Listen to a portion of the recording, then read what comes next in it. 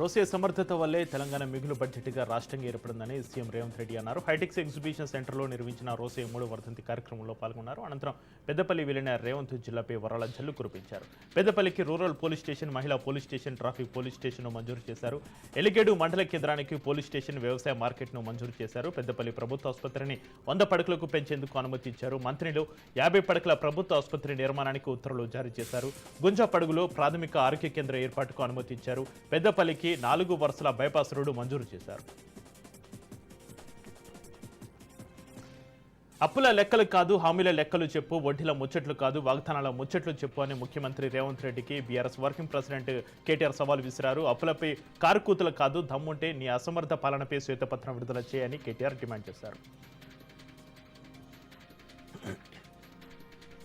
కొడంగల్ మాజీ ఎమ్మెల్యే పట్నం నరేందర్ రెడ్డికి మరో బిగ్ షాక్ తగిలింది. తనపై నమోదైన కేసులో కొడంగల్ కోర్టు రిమాండ్ విధించడాన్ని సవాల్ చేస్తూ ఆయన హైకోర్టులో ఇటీవలే క్యాష్ పిటిషన్ దాఖలు చేశారు. అయితే 10 రోజుల క్రితమే పిటిషన్పై వాదనలు విన్న జస్టిస్ కె లక్ష్మణ్ ధర్మాసనం తాజాగా నరేందర్ రెడ్డి దాఖలు చేసిన క్యాష్ పిటిషన్ను కొట్టివేస్తూ తీర్పును వెలువరించింది. కాగా లగచర్లో ఫార్మాసిటీ భూసేకరణకు అభిప్రాయ సేకరణకు వెళ్లిన వికారాబాద్ జిల్లా కలెక్టర్ ప్రతీక్ జైన్ అధికారులపై దాడి ఘటనలో ఏవన్గా పట్నం ఉన్నారు. హైదరాబాద్లోని షేర్లింగంపల్లి బీఆర్ఎస్ పార్టీలో చేరికలు జరుగుతున్నాయి. కాంగ్రెస్ పార్టీకి గుడ్డుపై చెప్పి గులాబీ కండువ కప్పుకున్నారు 50 మంది కాంగ్రెస్ నాయకులు. వారికి కండువ కప్పి ఎమ్మెల్యే మాధవరం కృష్ణారావు పార్టీలోకి స్వాగతించారు. అబద్ధపు హామీలు, బూటకప్పు మాటలతో ప్రభుత్వం నడిపిస్తున్నారని ఎమ్మెల్యే కృష్ణారావు విమర్శలు గుప్పించారు. కాంగ్రెస్ గెలిచి సంవత్సరమైన ఏ సంక్షేమ పథకాలు ప్రజలకు అందించారని ప్రశ్నించారు. కాంగ్రెస్ విధానాలను చూసి అందరూ బీఆర్ఎస్ పార్టీకి తిరిగి వస్తున్నారని ఎమ్మెల్యే కృష్ణారావు తెలిపారు. ఏడాది కాలంలో రాష్ట్రంలో జరిగింది యువ వికాసం కాదని బీఆర్ఎస్ వర్కింగ్ ప్రెసిడెంట్ కేటీఆర్ విమర్శించారు. యువతకు మిగిలింది విలాపమే అని అన్నారు. ఎన్నికల ముందు మాయమాటలు చెప్పి యువతను నిలువున కాంగ్రెస్ పార్టీ మోసం చేసిందని మండిపడ్డారు. బీఆర్ఎస్ ప్రభుత్వం ఇచ్చిన ఉద్యోగ నోటిఫికేషన్లు తామే ఇచ్చినట్లుగా కాంగ్రెస్ పబ్లిసిటీ చేసుకుంటుందని కేటీఆర్ మండిపడ్డారు. ఇచ్చిన హామీలు మరిచి నిరుద్యోగ యువతను మోసం చేయాలని చూస్తే కాంగ్రెస్కు అధోగతి అని హెచ్చరించారు. నిత్య నోటిఫికేషన్లతో ప్రజాపాలనలో నిరుద్యోగం తగ్గుముఖం పట్టిందని సీఎం రేవంత్ రెడ్డి అన్నారు. కాంగ్రెస్ ప్రభుత్వం ఏడాది పాలన పూర్తయిన సందర్భంగా విజయోత్సవాల పేరుతో వేడుకలు జరుపుతోంది. ఇందులో భాగంగా నిరుద్యోగంపై పలు ఆసక్తికర వ్యాఖ్యలు చేశారు రేవంత్ రెడ్డి. ఈ సందర్భంగా మొన్న కొలువులే ఆలంబనగా ఉద్యమం కొలిమిలా మాండిందని, నిన్న కొలువులే ఆకాంక్షగా తన రణం జంగ్ సరణే మోగిందని గుర్తు చేశారు. నేడు కొలువుల కలలు నిజమైన క్షణం, ప్రజాపాలనలో యువ వికాస వసంతమని, ఏడాదిలో 55,000 ఉద్యోగ నియామకం అని తెలియజేశారు. అలాగే నిత్య నోటిఫికేషన్ల తోరణం ఏడాది ప్రజాపాలనలో తగ్గుతున్న నిరుద్యోగమని వ్యాఖ్యానించారు. కాంగ్రెస్ ప్రభుత్వ ఏడాది పాలన విజయోత్సవాలపై కేంద్ర మంత్రి బండి సంజయ్ ఎక్స్ వేదికగా విమర్శలు గుప్పించారు. ఇవి ప్రజాపాలన విజయోత్సవాలు కావని వికృత ఉత్సవాలు అంటూ మండిపడ్డారు. ఏడాది అరాచక పాలన కాంగ్రెస్ విజయమా, ప్రజల చావులు గోసలే ఉత్సవమా అంటూ ప్రశ్నించారు. కాంగ్రెస్ పార్టీ దృష్టిలో పిల్లలకు పురుగుల అన్నం పెట్టడం విజయమని, వారి చావులు ఉత్సవమని, యువతకు ఉద్యోగాలు ఇవ్వకపోవడం విజయమని, వారికి సంఖ్యలేయడం ఉత్సవమని దుయ్యబట్టారు. అలాగే రైతులు మోసం చేయడం విజయమని, వారికి ఉరితాళ్ళేయడం ఉత్సవమని, ఆడబిడ్డలకు ఆగం చేయడం విజయం, వారి కన్నీళ్లు ఉత్సవమని విమర్శించారు.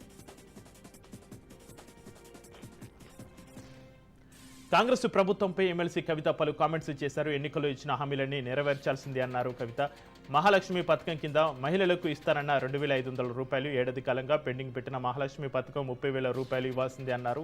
ఇచ్చిన హామీ మేరకు 4,000 పెన్షన్ పెంచాలన్నారు. అలాగే వాటికి ఏడాది వడ్డీ 24,000 చెల్లించాల్సిందే అన్నారు కవిత. నాగార్జున సాగర్ డ్యాం సిఆర్పీఎఫ్ ఆధీనంలోనే ఉన్నాయి. ప్రాజెక్టును ఇప్పటికీ తెలంగాణ ఆధీనంలోకి తేలేదని ఎద్దేవా చేశారు. రేవంత్ సీఎం అయ్యాక 6 నెలల్లో ఒక్క ప్రాజెక్టులో స్పూన్ మట్టి కూడా తీయలేదన్నారు. హైడ్రా మరో కీలక నిర్ణయం తీసుకుంది. ప్రభుత్వ ఆస్తుల పరిరక్షణలో ప్రజలను భాగస్వాములు చేయాలని, వారి నుంచి ఫిర్యాదులు స్వీకరించాలని నిర్ణయించింది. ఇందుకోసం ప్రతి సోమవారం హైడ్రా కార్యాలయంలో ఫిర్యాదుల స్వీకరణకు ఏర్పాట్లు చేయనున్నట్టు హైడ్రా చీఫ్ రంగనాథ్ తెలిపారు. వచ్చే ఏడాది నుంచి ప్రతి సోమవారం బుద్ధ భవన్లో ఫిర్యాదులు స్వీకరించనున్నట్లు చెప్పారు. ప్రభుత్వ స్థలాలు, చెరువులు, నాలాలు, పార్కుల ఆక్రమణలకు సంబంధించి ఫిర్యాదులు చేయాలని ప్రజలకు సూచించారు. కూటమి ప్రభుత్వంపై వైసీపీ అధినేత జగన్ విమర్శలు గుప్పించారు. ప్రభుత్వంపై ప్రజలు విపరీతమైన వ్యతిరేకత ఉందని ఆయన అన్నారు. తాడేపల్లిలో పార్టీ ప్రధాన కార్యదర్శులు, జిల్లాల అధ్యక్షులతో సమావేశం నిర్వహించారు. ప్రభుత్వం ఏర్పాటైన 6 నెలల వ్యవధిలోనే ఇంత వ్యతిరేకత రావడం ఎప్పుడు చూడలేదని చెప్పారు. సూపర్ 6 లేదు, 7 లేదని కూటమి నేతలను ప్రజలు ఎక్కడికక్కడ ప్రశ్నించే పరిస్థితులు వచ్చాయని మాజీ సీఎం జగన్ అన్నారు. గవర్నమెంట్ జూనియర్ కాలేజీలో చదివే విద్యార్థులకు కూటమి ప్రభుత్వం మరో గుడ్ న్యూస్ చెప్పింది. ఈ మేరకు త్వరలోని అన్ని ప్రభుత్వ కాలేజీల్లో విద్యార్థులకు మధ్యాహ్న భోజన పథకాన్ని అమలు చేయనున్నట్లుగా మంత్రి నారా లోకేష్ తెలిపారు. అలాగే రాష్ట్ర వ్యాప్తంగా శిథిలావస్థలో ఉన్న కాలేజీలను గుర్తించి వాటి మరమ్మతులు చేయించాలని అధికారులను మంత్రి నారా లోకేష్ ఆదేశించారు.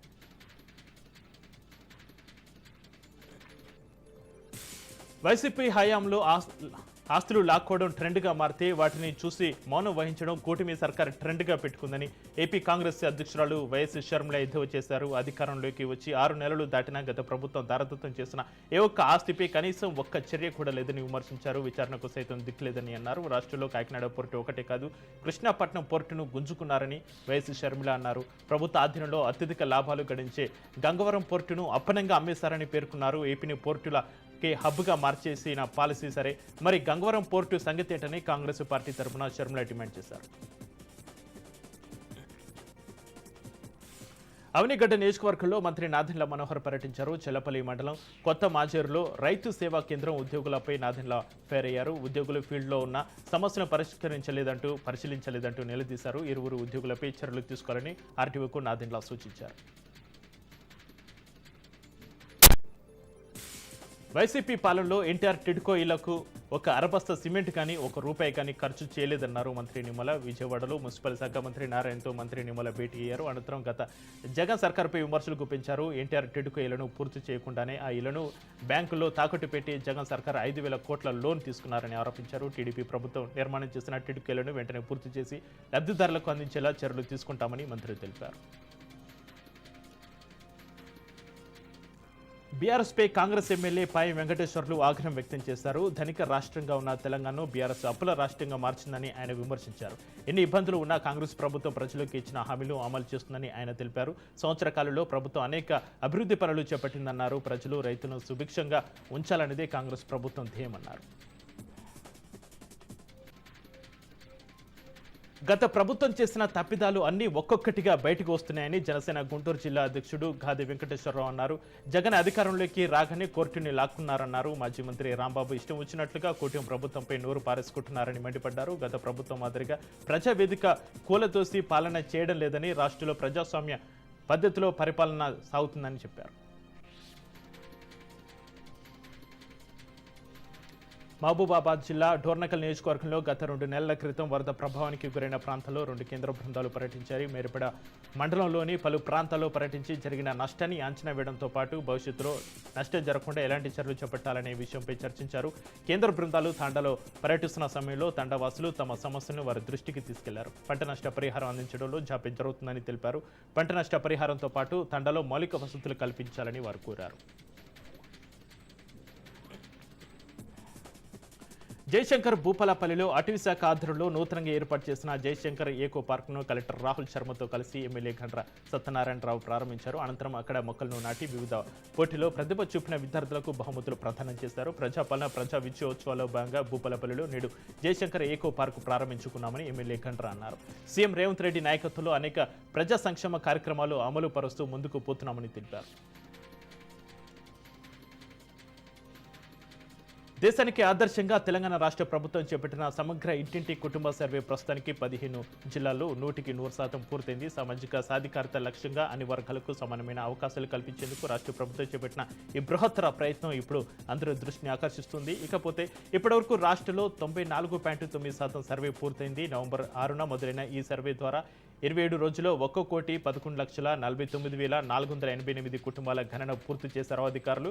వీటిలో ఇప్పటి వరకు 79,63,637 కుటుంబాల డేటా ఎంట్రీ కూడా పూర్తయింది. బంగ్లాదేశ్లో స్వామి చిన్మయానంద అక్రమ అరెస్టును నిరసిస్తూ జనగామ జిల్లాలో హిందూ పరిరక్షణ సమితి ఆధ్వర్యంలో ర్యాలీ నిర్వహించారు. బంగ్లాదేశ్లో వరదలో చిక్కుకున్న వారికి చిన్మయానంద స్వామి అన్ని విధాలా సాయం చేశారని జిల్లా బీజేపీ అధ్యక్షుడు ఆరుట్ల దశమంత్ రెడ్డి అన్నారు. ఇప్పుడు అవన్నీ మర్చిపోయి వారిని అక్రమంగా అరెస్టు చేసి జైల్లో పెట్టి తిప్పలు పెడుతున్నారని మండిపడ్డారు. ఇలాగే కొనసాగితే దేశవ్యాప్తంగా ఆందోళనలు చేపడతామని హెచ్చరించారు. ఎన్టీఆర్ జిల్లా పెనుగంచిప్రోలు మండలం ముడ్లపాడు వద్ద పోలీసులు వినూత్న కార్యక్రమం చేపట్టారు. హెల్మెట్పై అవగాహన కల్పిస్తూ హెల్మెట్ పెట్టు గిఫ్ట్ పట్టు అని వినూత్న కార్యక్రమాన్ని నిర్వహించారు. హెల్మెట్ ధరించిన వాహనదారులకు పోలీసులు బహుమతులు అందజేశారు. అనేక మంది రోడ్డు ప్రమాదాలు మృతి చెందుతున్నారని వాటిని నిర్మూలించేందుకు హెల్మెట్పై అవగాహన కల్పిస్తున్నట్లు ఎస్ఐ అర్జున్ తెలిపారు. ప్రతి వాహనదారుడు ట్రాఫిక్ నిబంధనలు పాటిస్తూ హెల్మెట్ పెట్టుకుని వాహనాలను నడపాలని ఈ సందర్భంగా వారు సూచించారు. కర్నూలు జిల్లా ఆధన్లోని జేహెచ్ఎంసీ కార్యాలయం వెనుక భాగం చెత్త కూపంలా మారింది. పారిశుద్ధ్యాన్ని శుభ్రపరిచే అధికారుల కార్యాలయం వెనుక భాగం అపరిశుభ్రత దర్శనం ఇవ్వడంతో విమర్శలు వెల్లువెత్తుతున్నాయి. మున్సిపల్ కార్యాలయం చుట్టూ ప్రభుత్వ కార్యాలయాలు, ప్రభుత్వ హై స్కూల్స్ ఉన్నాయి. ఇలా అపరిశుభ్రత నెలకొని ఉండడంతో అక్కడ చదివే విద్యార్థులు రోగాల బారిన పడుతున్నారు. ఇప్పటికైనా అధికారులు స్పందించి చెత్తను తొలగించాలని ప్రజలు కోరుతున్నారు. కాకినాడ పోర్టులో నిజ నిర్ధారణ కమిటీ ముమ్మర తనిఖీలు చేపట్టింది. ఇటీవల సీజ్ చేస్తున్న స్టెల్లా ఎల్ పనామా నౌకలో మరోసారి సోదాలు జరుపుతోంది. ఇందుకోసం పోర్టు, కస్టమ్స్, పౌర సరఫరాలు, పోలీసు, రెవెన్యూ అధికారులతో కలిసి సముద్రంలోకి వెళ్లారు. ఇప్పుడు ఈ మల్టీ డిసిప్లినరీ కమిటీ బియ్యం నమూనాలు సేకరించి నిజ నిజాలు నిగ్గు తేల్చనుంది.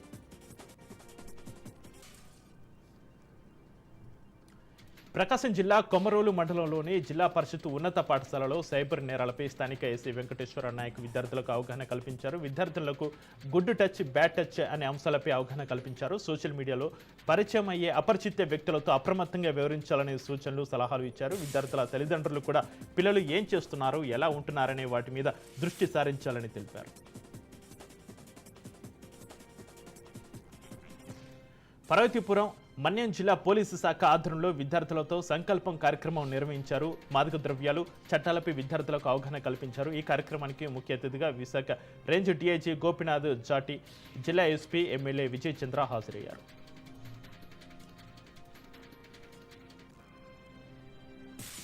అరుణోదయ సాంస్కృతిక సమైక్య ఆవిర్భావానికి 50 సంవత్సరాలు నిండిన సందర్భంగా 50 వసంతాల సభలను నిర్వహిస్తున్నట్లు అరుణోదయ సాంస్కృతిక సమైక్య నిర్వాహకురాలు విమలక తెలిపారు. సభకు సంబంధించిన పోస్టర్ను ఉస్మానియా యూనివర్సిటీ ఇంజనీరింగ్ కాలేజీ వద్ద ఆవిష్కరించారు. 50 సంవత్సరాల క్రితం ఇంజనీరింగ్ కాలేజీలో అరుణోదయ సాంస్కృతిక సమైక్య పురుడు పోసుకుందని విమలక తెలిపారు.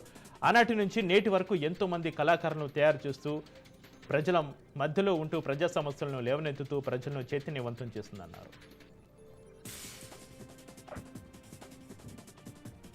బంగ్లాదేశ్లో హిందువులపై జరుగుతున్న దాడులకు నిరసనగా ఖమ్మంలో హిందూ సంఘాలు నిరసన వ్యక్తం చేశాయి. బీఆర్ఎస్, బీజేపీ, విశ్వ హిందూ పరిషత్ ఆధ్వర్యంలో ఆర్ఎస్ఎస్, బీజేపీ, విశ్వ హిందూ పరిషత్ ఆధ్వర్యంలో పట్టణంలోని విలియన్ గ్రౌండ్ నుంచి పాత కలెక్టర్ వరకు ర్యాలీ నిర్వహించారు. ఈ సందర్భంగా వెంటనే కేంద్ర ప్రభుత్వం బంగ్లాదేశ్ ప్రభుత్వంపై ఒత్తిడి తీసుకురావాలని డిమాండ్ చేశారు. బంగ్లాదేశ్లో హిందువులపై జరుగుతున్న దాడులను అరికట్టేలా చర్యలు తీసుకోవాలని కోరారు. చిత్తూరు జిల్లా పుంగనూరులో హిందూ ఐక్య వేదిక ఆధ్వర్యంలో నిరసన ర్యాలీ నిర్వహించారు. బంగ్లాదేశ్లో హిందువులపై జరిగిన దాడులను ఖండిస్తూ హిందూ సంఘాలు ఆందోళన చేపట్టారు. బంగ్లాదేశ్ హిందువులపై దాడిని కేంద్ర ఐక్యరాజ్య సమితి దృష్టికి తీసుకెళ్లాలని హిందూ ఐక్య వేదిక డిమాండ్ చేస్తుంది.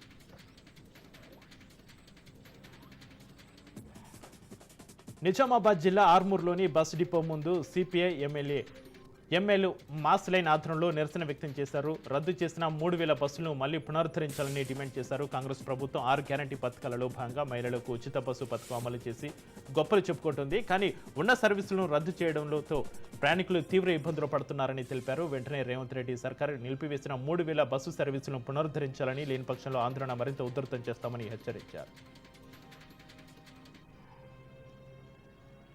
ఖమ్మం జిల్లాలో సిపిఐ ఎమ్మెల్యే మాస్ లైన్ ఆధ్వర్యంలో నిరసన చేపట్టారు. రాష్ట్ర ప్రభుత్వ ఎన్నికల సమయంలో ప్రకటించిన 6 గ్యారెంటీలలో మహిళలకు ఉచిత బస్సు పథకం ప్రతి మహిళకు అందడం లేదని అన్నారు. ప్రభుత్వ ఉచిత బస్సులను తగ్గించాలని, కాలం చెల్లిన బస్సులను నడుపుతున్నారని మండిపడ్డారు. మహిళా ప్రయాణికులకు అనుగుణంగా బస్సును ఏర్పాటు చేయాలని డిమాండ్ చేశారు. ఇప్పటికైనా రాష్ట్ర ప్రభుత్వ కళ్ళు తెరిచి మహాలక్ష్మి పథకం కోసం అన్ని సౌకర్యాలు ఏర్పాటు చేయాలని, లేదంటే హైదరాబాద్లోని బస్సు భవన్ను ముట్టడి చేస్తామని హెచ్చరించారు. ఖమ్మం జిల్లా ఎర్రుపాలెం మండలంలో బీజేపీ బైక్ ర్యాలీ నిర్వహించింది. కాంగ్రెస్ ప్రభుత్వం ఇచ్చిన 6 గ్యారెంటీలను అమలు చేయాలంటూ బీజేపీ రాష్ట్ర కిసాన్ మోర్చా అధ్యక్షుడు శ్రీధర్ రెడ్డి డిమాండ్ చేశారు. ప్రభుత్వం పచ్చి అబద్ధాలతో పాలిస్తుందని అన్నారు. ఏం సాధించారని ప్రజాపాలన విజయోత్సవాలు చేసుకుంటున్నారని ఈ సందర్భంగా వారు ప్రశ్నించారు. బంగ్లాదేశ్లో హిందువులపై జరుగుతున్న దాడులకు నిరసనగా విశ్వ హిందూ పరిషత్, ఇస్కాన్, ఆర్ఎస్ఎస్ ఆధ్వర్యంలో ఖమ్మంలో నిరసన ర్యాలీ నిర్వహించారు. కరోనా సమయంలో బంగ్లాదేశ్ ఆర్థికంగా వైద్యపరంగా బాధపడుతుంటే ఇస్కాన్ ఆధ్వర్యంలో సహాయక కార్యక్రమాలు చేపట్టారని తెలిపారు. ఇలాంటి ఇస్కాన్ సంస్థ వారి దేవాలయాలను ధ్వంసం చేయడం దారుణమని తెలిపారు. రాజకీయ నాయకులు బంగ్లాదేశ్లో ఉన్నటువంటి హిందువులను కాపాడుకునేందుకు చర్యలు చేపట్టాలని కోరారు. తెలుగు రాష్ట్రాల్లో భూ ప్రకంపనలు ఆందోళనకు గురిచేస్తున్నాయి. ములుగు కేంద్రంగా వచ్చిన ఈ భూకంపం ప్రభావంతో దాదాపు 225 కిలోమీటర్ల వ్యాసార్థంతో భూమి 5 సెకండ్ల దాకా కంపించింది. ఈ నేపథ్యంలో భూ ప్రకంపనలకు గల కారణాలపై ఎన్జీఆర్ఐ శాస్త్రవేత్తలు స్పందించారు. భూకంప తీవ్రత 6 వరకు ఎలాంటి ప్రమాదం లేదని ఎన్జీఆర్ఐ సైంటిస్ట్ డాక్టర్ శేఖర్ తెలిపారు. గోదావరి పరివాహక ప్రాంతాల్లో ఈ ప్రకంపనలు కామన్ అని చెప్పారు. మళ్ళీ భూ ప్రకంపనలు వచ్చే అవకాశాలు ఉన్నాయని వెల్లడించారు. అయితే తమ అంచనా ప్రకారం భూ ప్రకంపనల తీవ్రత 6కు మించకపోవచ్చని అభిప్రాయపడ్డారు. భూ ప్రకంపనలతో భయాందోళనలు చెందాల్సిన అవసరం లేదని చెప్పారు.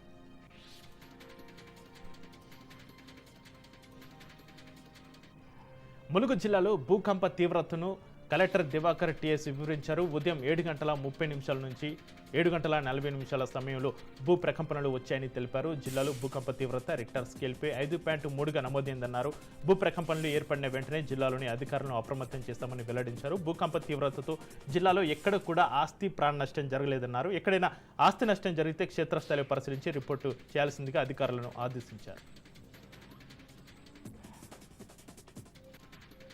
కొమరం భీం ఆసిఫాబాద్ జిల్లాలో పులుల సంచారంతో ప్రజలు హడలెత్తిపోతున్నారు. ఈ మధ్య జిల్లాలో పంట చేల్లో పనిచేస్తున్న 2 మనుషులపై పులి వరుస దాడులు చేయడంతో వ్యవసాయ కూలీలు, పత్తి రైతులు ఏ క్షణాన ఏం జరుగుతుందో అన్న భయంతో వణికిపోతున్నారు. తాజాగా ఆసిఫాబాద్ మండలం అంకుసాపూర్లో గ్రామ శివారులో పత్తి ఏరుతున్న సుమిత్ర అనే మహిళకు పులి కనిపించడంతో భయంతో వణికిపోయింది. అటవీశాఖ అధికారులు సంఘటన స్థలానికి చేరుకుని పులి పాద ముద్రలను గుర్తించారు.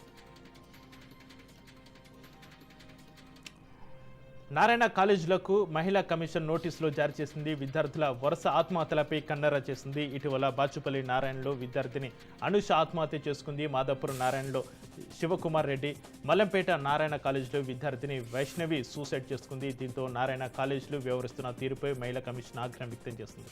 అలాగే వరుస ఘటనలపై వివరణ ఇవ్వాలంటూ నోటీసులో పేర్కొంది.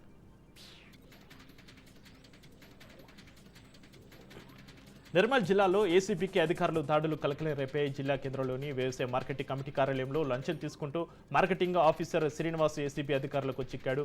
7,000 లంచం తీసుకుంటూ రెడ్ హ్యాండెడ్గా పట్టుకున్నారు. అలాగే ఆదిలాబాద్లోని శ్రీనివాస్ ఇంట్లో కూడా అధికారులు సోదాలు చేశారు. తిరుపతి జిల్లా ఎస్వి యూనివర్సిటీ ఇంజనీరింగ్ కాలేజ్లో అన్యమత ప్రచారంపై కలకలం రేగింది. ప్రొఫెసర్ సిహెచ్ చెంగయ్య మత ప్రచారం చేస్తున్నారంటూ బజరంగ దళ్ ఏబీవీపీ ఆరోపించే యూనివర్సిటీ కాలేజీ జారీ చేసే సర్క్యులర్ పైన ప్రైజ్ ద లార్డ్ అని రాయడాన్ని వారు తప్పుపెట్టారు. బజరంగ్ దళ్ ఏబీవీపీ నాయకులు ఇంజనీరింగ్ కాలేజీ ఆందోళన చేపట్టారు. ఎస్వి యూనివర్సిటీలో అన్యమత ప్రచారం చేయడంపై హిందూ సంఘాలు మండిపడ్డాయి. యూనివర్సిటీ అధికారులు మత ప్రచారంపై చేస్తున్న వారిపై చర్యలు తీసుకోవాలని డిమాండ్ చేశారు. నాగర్ కర్నూలు జిల్లాలోని తెలంగాణ పోలీసు వెల్ఫేర్ సొసైటీ ఆధ్వర్యంలో నిర్మితమైన ఇండియన్ పెట్రోల్ బంకును జిల్లా ఎస్పీ గైక్వాడ్ వైభవ్ రఘునాథ్ జిల్లా కలెక్టర్తో కలిసి ప్రారంభించారు. పోలీసు శాఖ ఆధ్వర్యంలో సేవా కార్యక్రమాల్లో భాగంగా పెట్రోల్ బంకును ప్రారంభించడం జరిగిందని ఎస్సీ తెలిపారు. ఎస్పీ పోలీసు సిబ్బంది సంక్షేమానికి ఆసుపత్రిని కూడా ప్రారంభించడం జరిగిందన్నారు ఎస్పీ. గ్రామస్థాయి